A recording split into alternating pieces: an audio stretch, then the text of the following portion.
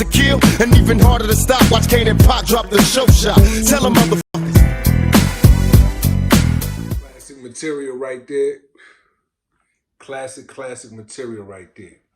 That was a little bit of that. Wherever You Are with Tupac featuring Big Daddy Kane.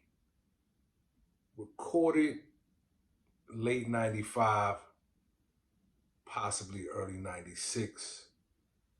Again, this is 30 years ago, so don't hold me to the exact dates. But classic unreleased joint right there, featuring, you know, arguably two of hip-hop's greatest lyricists. And I say lyricists for a reason, and we're going to get into that a little bit later. But let me give y'all some background on the song. Like I stated on my Instagram post that I posted a couple of days ago, Pac had Big Daddy Kane come down to Can-Am Studios. I'm not really sure how that came about. All I know is one day, Pac was like, yo, Kane on his way.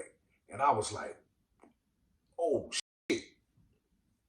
I fanned out a little bit. I ain't gonna front, man, because ever since I was a little dude, Big Daddy Kane was one of the rappers that I actually, you know, listened to a lot.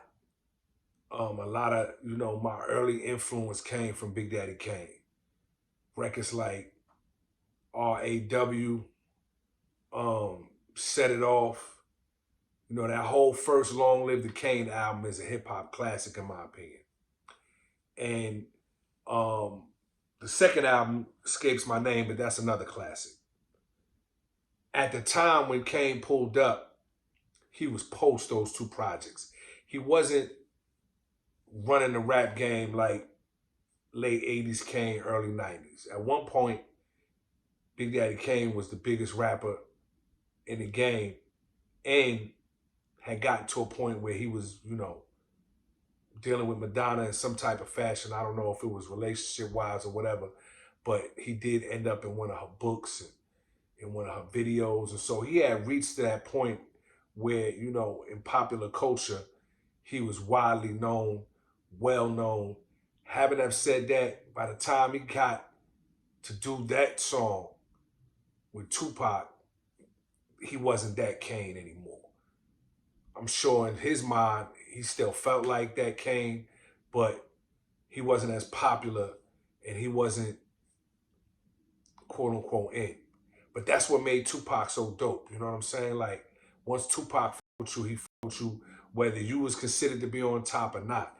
And so he was just as excited to get the song done with Kane as much as like we were to see Kane in the studio. And, you know, when he came to the studio, Pac was like, Johnny J put up a beat. Johnny J put up that classic track that we heard with the Rick James sample in it. And they started putting pen to paper and getting it popping. As was usually the case with Tupac, he was done pretty much, you know, before Kane was done.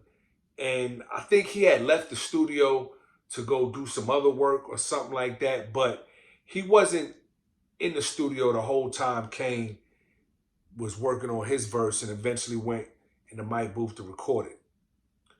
But we stayed around, most notably myself, because I wanted to watch a master at work. One of the funny things about the session was that Kane kept wanting to do his verse over. Not write it over, but kick it over. And I'm not sure if he was doing that because Pac went in there and blazed it and he felt a little pressure, but it was very important to him that the verse be precise. And so he did it over. I promise you, he might have did it over like 3 or 4 times before he was finally satisfied with it. And one of the things that we kept laughing about, and when I say we, I mean like the rest of the Outlaws or whoever else was still in the studio, I don't really remember, but he kept saying, yo, y'all mind if I go in there and play with it a little bit? Because we was just sitting in there waiting for Pac to come back, you know what I mean? And to be honest with you, I don't know if Pac had done his verse yet or not. he might have not even done his verse yet. He might have was like, yo, I'm gonna let Kane do his thing, and then I'm gonna come in there and you know, vibe off of what Kane did. Or he might have knocked this down already. I don't remember. Again, this is 30 years ago. But I know Kane was in the booth, and he was, you know, basically like, yo, y'all mind if I play with it one more time? You know, and we was like, oh shit, okay.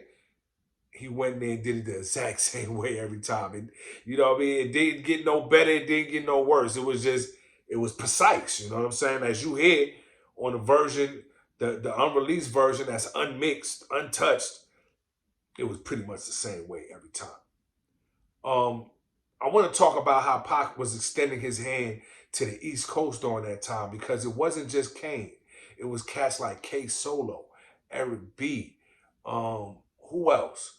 Of course, Big Daddy Kane. Like, Pac was reaching out to a lot of the OGs on the East Coast and showing them love and showing them that, you know, there was a possibility for them to keep getting to the money and keep having a career over at Death Row, when most of the East Coast had written a lot of these guys off.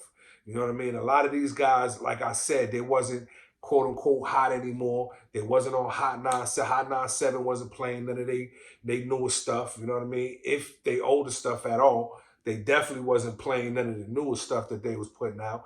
And, you know, Pac, oh yeah, I can't forget Melly Mel and Scorpio.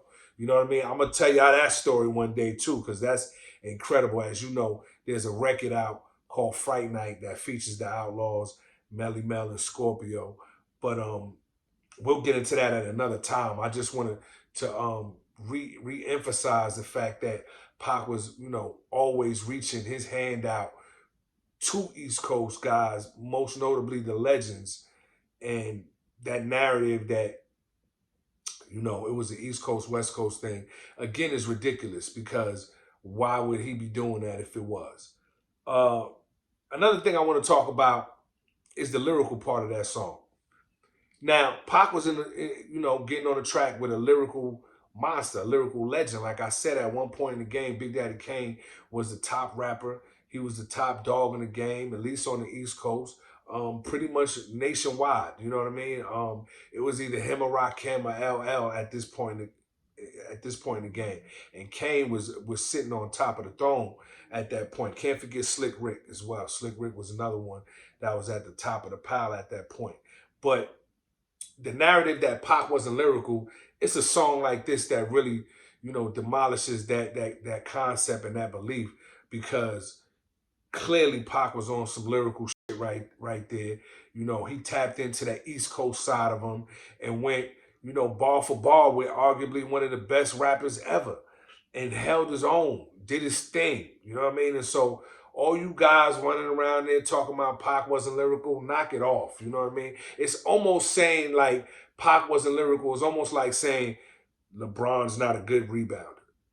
You know what I mean? Like, people want to nitpick. They want to try to find anything to discredit Pac at this point, because he was so great. And so you try to find something that you can nitpick at, like, knock it off. You know what I mean? Pac could be lyrical if he wanted to be. He could have been one of the best lyricists in rap, but that wasn't his focus. His focus was his message.